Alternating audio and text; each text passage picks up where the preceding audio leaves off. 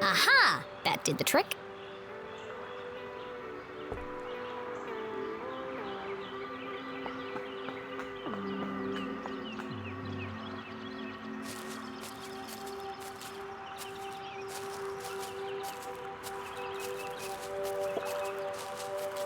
Mrs. Humdrum, I presume? Oh, hello! You? I'm the private detective you contacted.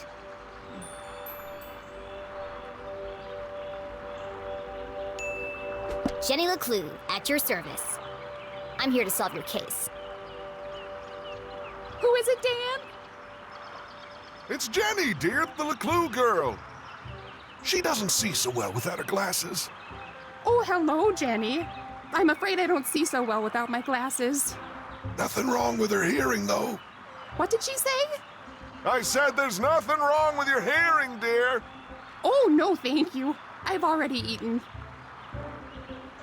I believe you have a case for me? We do. We do. Great. So what's the trouble? Haunted by the ghost of a former lover? Worried you're being poisoned by a mad uncle? Something so dark and gruesome I can't even begin to imagine the horror? Well, I've lost my reading glasses. Oh. And there it was. A real case. A confounding mystery to challenge Jenny's brilliant mind. I thought this was finally going to be a good one. What do you think, Jenny? Can you help? Sure, Mr. Humdrum. I'm gonna need to ask you a few questions.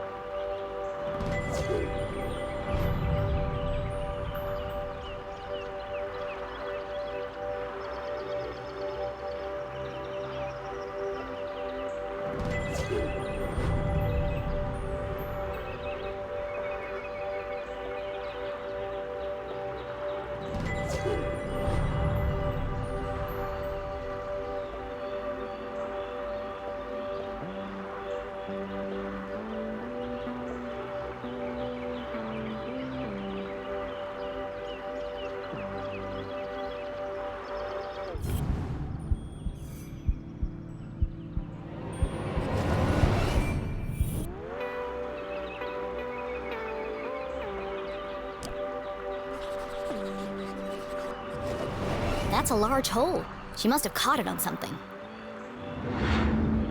Did you have trouble climbing down the ladder, Mrs. Humdrum? Why, yes, I did.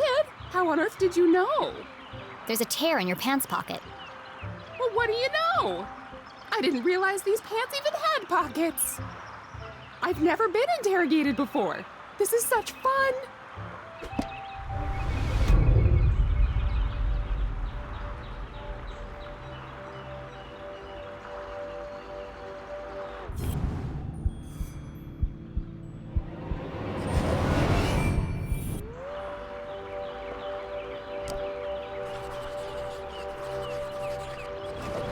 Jenny had often snuck through the hole in the fence at Grubman's to watch the races. She could understand why the dogs ran so hard. They were chasing the promise of food. What the adults were chasing was less relatable. I notice you're a gambler, Mrs. Humdrum. You've been at the Greyhound races. That was yesterday. We always go to Grubman's on Wednesday. Interesting. You really are very good. The best. How long have you been solving mysteries for... I'll ask the questions, thank you.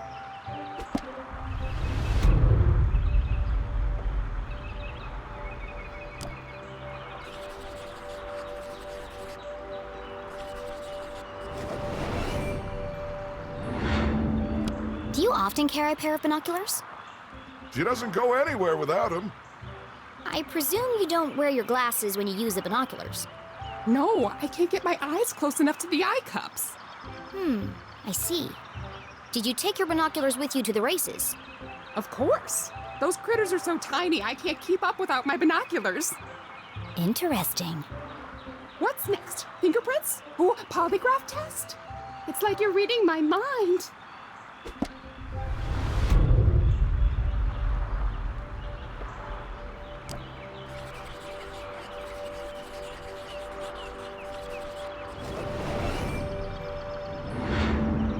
I expect you're finding it difficult to paint without your glasses. Oh no, I never wear them when I paint. I like to feel the canvas, to interpret the colors. She's an incredible painter. You should have her paint you. Thanks, but I don't mix business with pleasure. Have you figured it out yet? The suspense is killing me.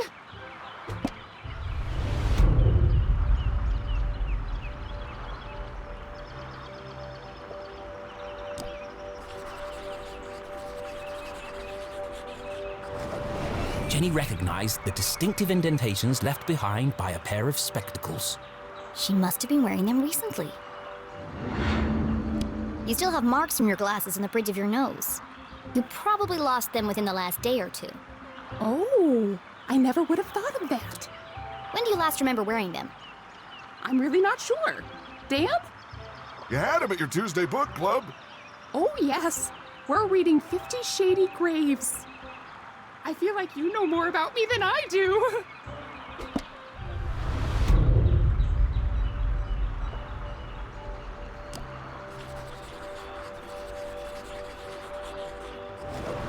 Looks freshly blow-dried.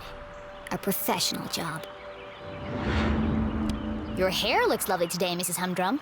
Is that a new style? Thank you. I had it done yesterday. Dan didn't notice.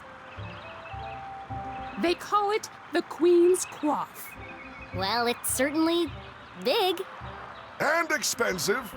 But I'm worth it, Dan. Who could put a price on that beautiful head of hair?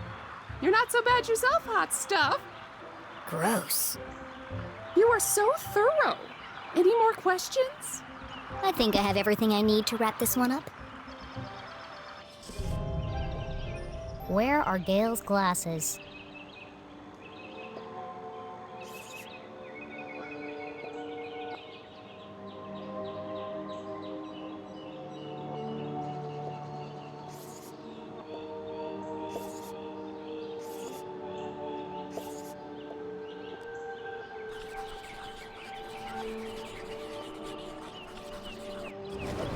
Gail was at the races last night.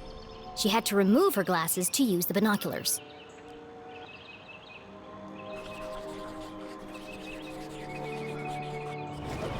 Gail also had her hair cut recently. It's fluffy and big and could easily hide a small object.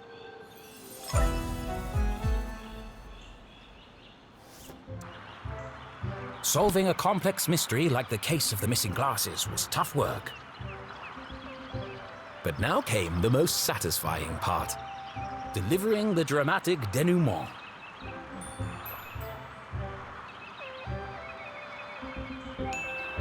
Let's review the facts. 1. Not only do you love your binoculars, you've come to depend on them for bird watching, greyhound watching, basically anything far away watching. That's true. I immediately sensed the two optical devices, your binoculars and glasses, were incompatible. Thus, to use one, you had to remove the other. Fascinating. Fact 2. Yesterday, you changed your hairstyle. I did. Though fun, it was also impractical. And so tall that it could easily conceal a small object. I see where this is going. Please, don't interrupt. After much research, deliberation, and debate, I've concluded there is only one place the missing glasses could be. They've been on your head the whole time.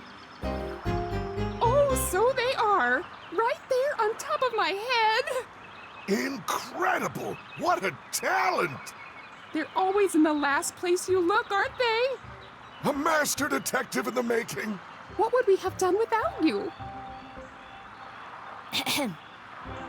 Gail, don't forget to pay the girl. Oh, of course, silly me. You must be rewarded generously for all your hard work.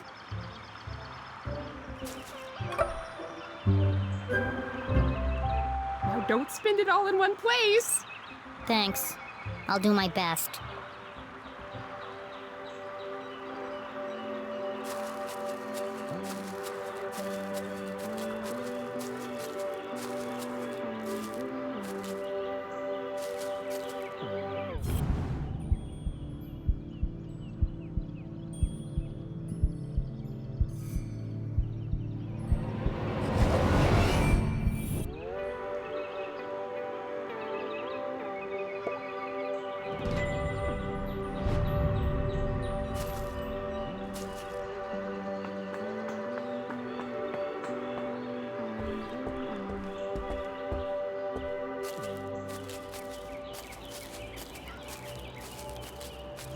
Are you ready, Keith?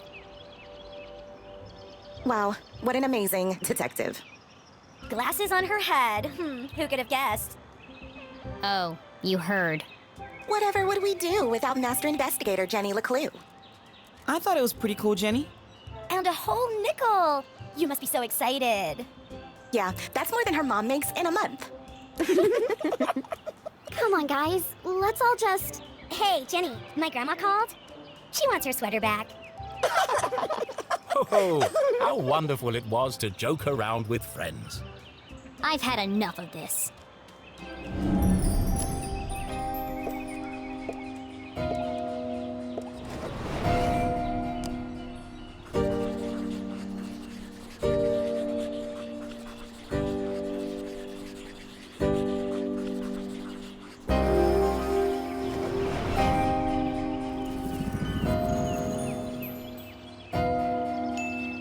Skirt ironed but unevenly.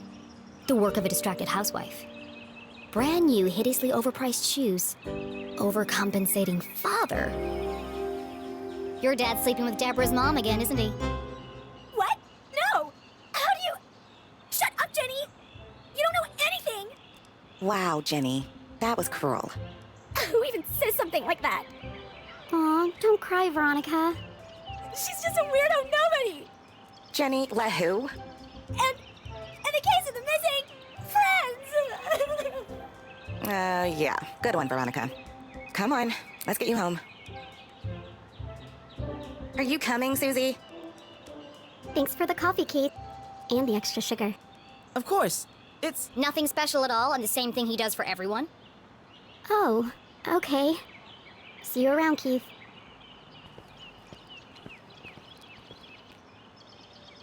Well, that went well. Shall we? Yeah. I've got no customers now anyway.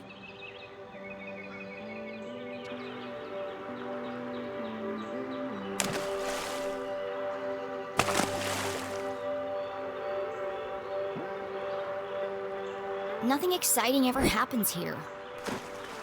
I'm so tired of these simple cases.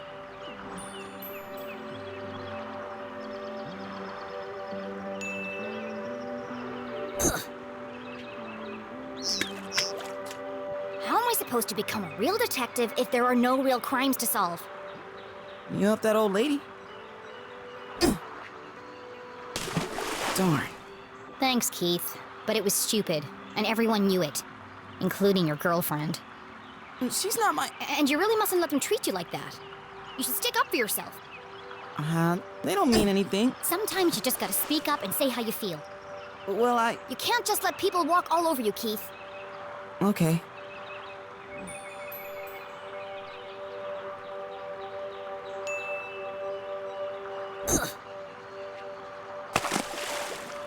It doesn't matter anyway.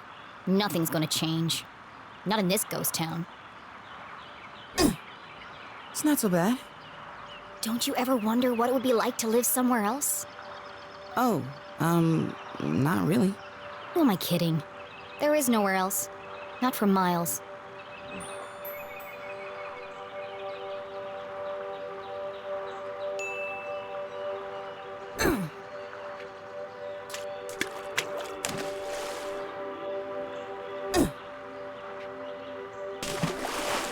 Oh, shucks. I see practice is going well. Is your dad still pressuring you to play? Well, Come on, Keith. You hate basketball. And tough love, but you're the worst player on the team. not the word. Well, on the bench anyway.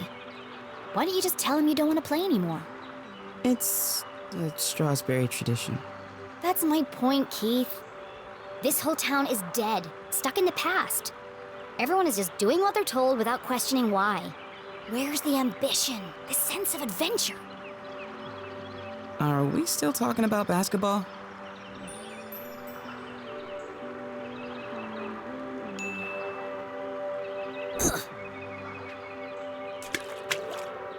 How's your mom?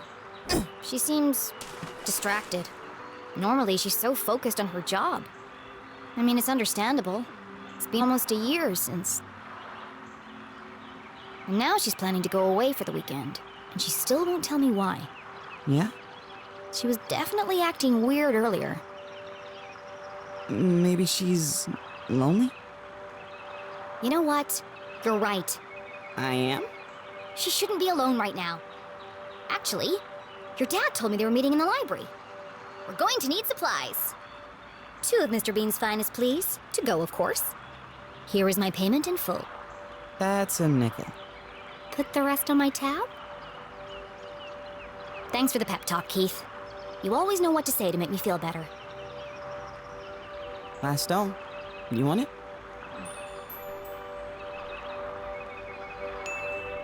Thanks. Woohoo! Bullseye!